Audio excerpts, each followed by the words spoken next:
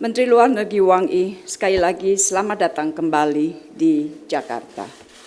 Kunjungan ini saya yakini akan lebih memperkuat hubungan kedua negara. Tahun depan, Indonesia dan RRT akan merayakan 75 tahun hubungan diplomatik. Kemitraan Strategis Komprehensif Indonesia RRT akan terus dipupuk dengan semangat kerjasama, saling menghormati dan saling menguntungkan. Rekan-rekan media yang saya hormati, dalam pertemuan bilateral tadi beberapa hal dibahas, antara lain. Pertama, kedua pihak sepakat untuk memperkokoh kerjasama yang saling menguntungkan antara kedua negara. Hubungan bilateral akan terus diperkokoh dengan terus menghormati hukum internasional. Di bidang ekonomi, RRT adalah salah satu mitra penting Indonesia. RRT merupakan mitra dagang terbesar bagi Indonesia dengan volume perdagangan mencapai lebih dari 127 miliar US dollar. RRT juga merupakan salah satu investor asing terbesar dengan nilai investasi lebih dari 7,4 miliar US dollar tahun lalu. Beberapa fokus kerjasama investasi akan terus diperkuat, antara lain di bidang hilirisasi industri, pembangunan infrastruktur, manufaktur, transisi energi, serta ketahanan pangan. Pembahasan kerjasama ekonomi secara lebih detail akan dibahas dalam pertemuan High Level Dialogue Cooperation Mechanism atau HDCM di Labuan Bajo besok. Dari pihak Indonesia akan dipimpin bersama Menko Marves dan Menteri Luar Negeri, sementara dari pihak RRT akan dipimpin oleh Menteri Luar Negeri Wang Yi.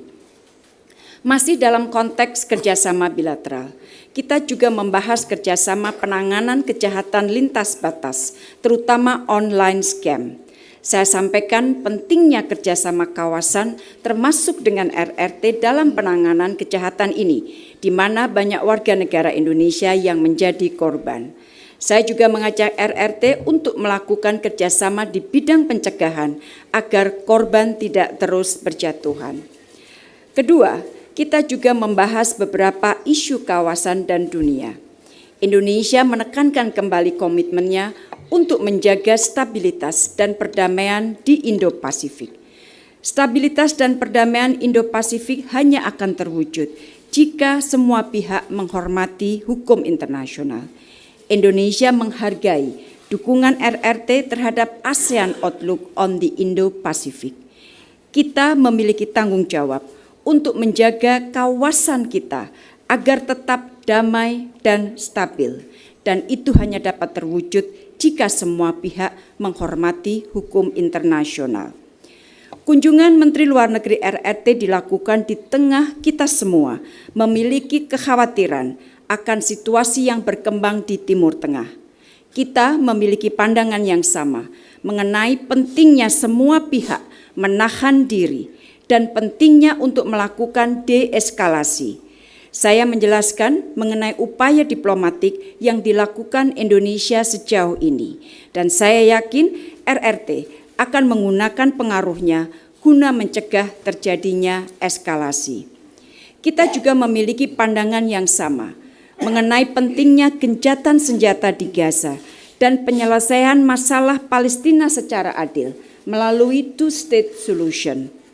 Indonesia akan mendukung keanggotaan penuh Palestina di PBB. Stabilitas Timur Tengah tidak akan terwujud tanpa penyelesaian isu Palestina. Demikian hasil pertemuan bilateral saya pagi ini dengan Menteri Luar Negeri Wang Yi, dan setelah pertemuan ini Menteri Luar Negeri Wang Yi akan melakukan kunjungan kehormatan kepada Bapak Presiden. Sebagai penutup, Minister Wang Yi, mari kita jalin hubungan yang bersahabat, saling menghormati, saling menguntungkan, dan terus menghormati hukum internasional. Dengan demikian, kita akan dapat menjaga stabilitas, perdamaian, dan kemakmuran di kawasan kita. Saya mengundang Menteri Luar Negeri Wang Yi untuk menyampaikan pandangannya. Sekali lagi, terima kasih atas kunjungannya. Teman-teman media, saya hormati, selamat siang. Sekali diundang kembali perkunjungan Indonesia. Pertama-tama, sekali lagi saya ucapkan selamat atas penyelenggaraan pemilu yang berjalan lancar dan sukses. Dan juga keberhasilan pembangunan negara Indonesia yang luar biasa di bawah kepemimpinan Presiden Joko Widodo.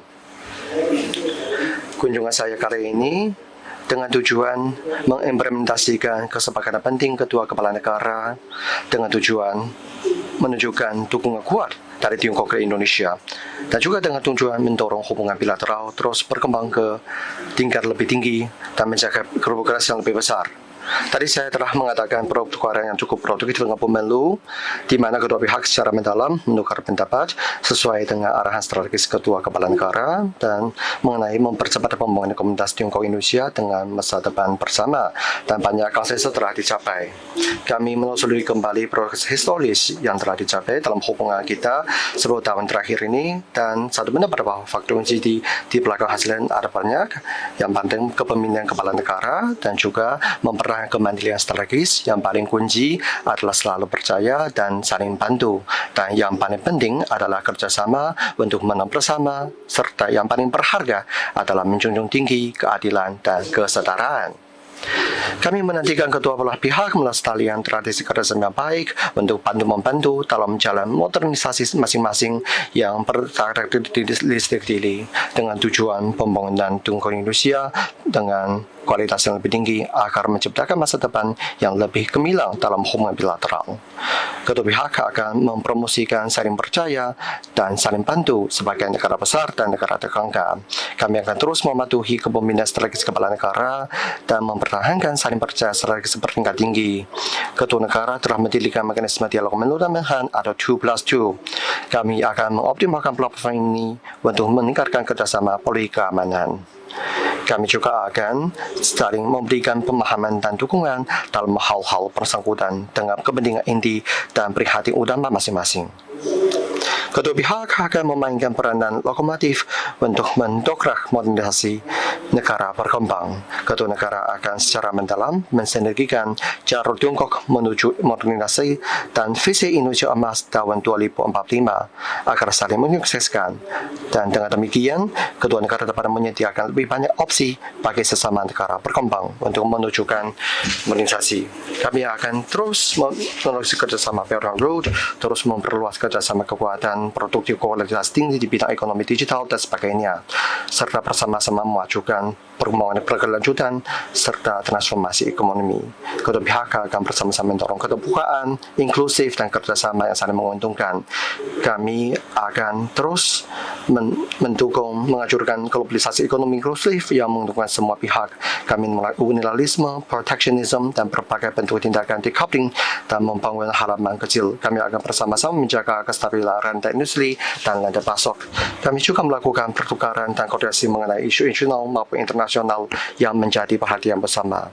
Kedua pihak sama-sama sangat waspada berbagai program dibangun di kawasan ini dan sama-sama menolak niat apapun yang bertujuan mengaktifkan konfrontasi produk dan siap bersama-sama menjaga perdamaian dan stabilitas yang susah didapat di kawasan ini.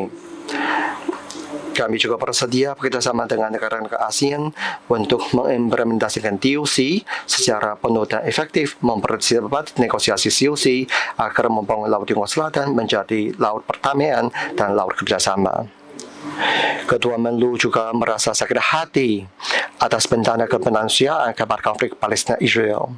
Kami sependapat bahwa resolusi TKPBB nomor 27 tahun harus diimplementasi secara penuh dan efektif, gencatan senjata tanpa syarat dan tahan lama perlu segera dilaksanakan dan perlu diambil tindakan substantif untuk melindungi warga sipil dan perlu segera mungkin mendirikan mekanisme pengiriman bantuan humanisme agar supply disalurkan ke Gaza agar cepat, aman, dan berharga secara berkelanjutan.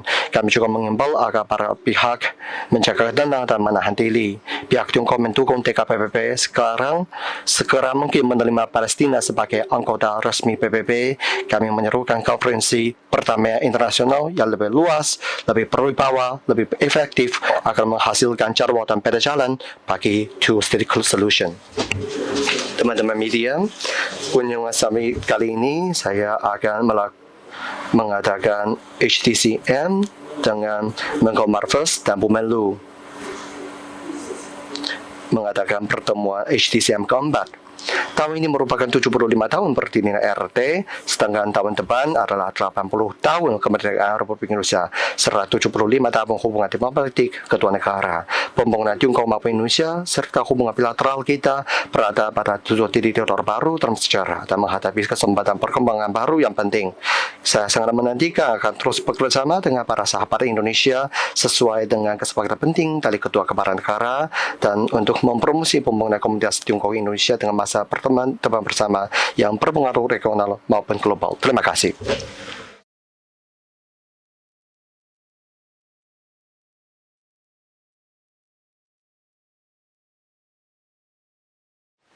Dari Phoenix, saya mau tanya kepada Ibu Bawang Yi, Konferensi Komunis Indonesia menyeluruhkan genjara sinergi Gaza dan meminta PBB memainkan peranan. Apa pandangan pihak Tiongkok?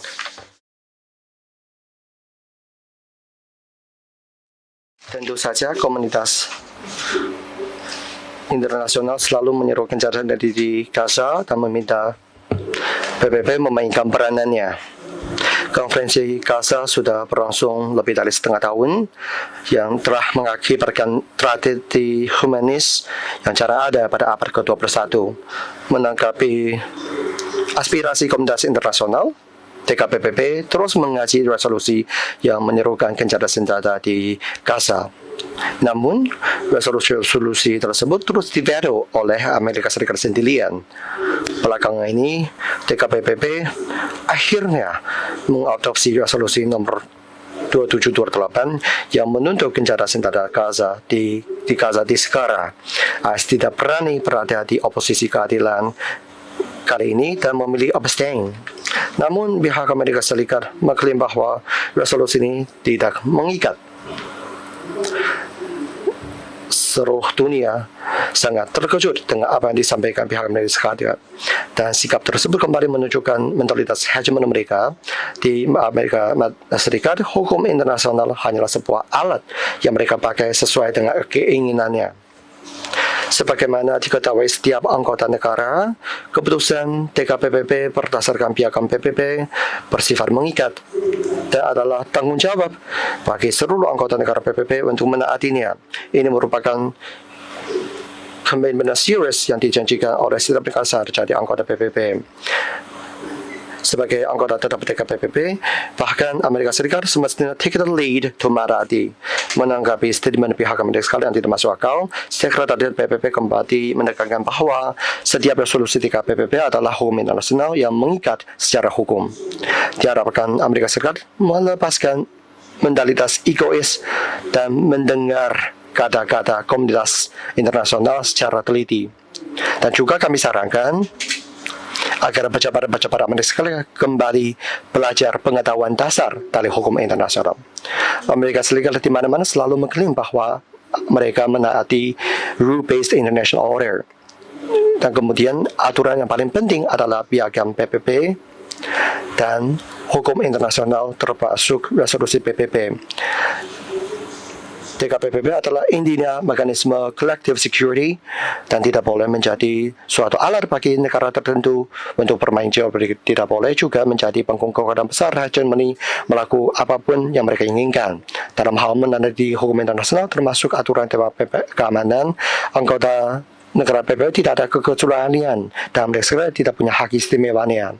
Diharapkan pihak Amerika Serikat mengubah kebiasaan sombong dan bekerjasama sebagai salah satu anggota PBB biasa dan bekerjasama dengan anggota lainnya untuk menjalankan tanggung jawab mereka, yaitu mendukung penerapan resolusi 2728 dan mendorong gencatan senjata segera dilaksanakan di Gaza agar menyelamatkan rakyat Palestina dari penderitaan saat ini. Terima kasih.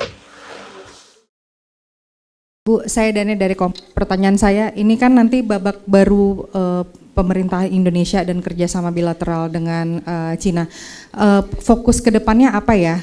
Selain tadi Menlu Wang kan bilang ada soal BRI juga. Apakah nanti akan ada kerjasama untuk kemandirian pertahanan Indonesia atau apa hal-hal lainnya. Yang kedua tadi kan sudah dibilang tentang betapa Cina mendorong agar resolusi itu diterapkan.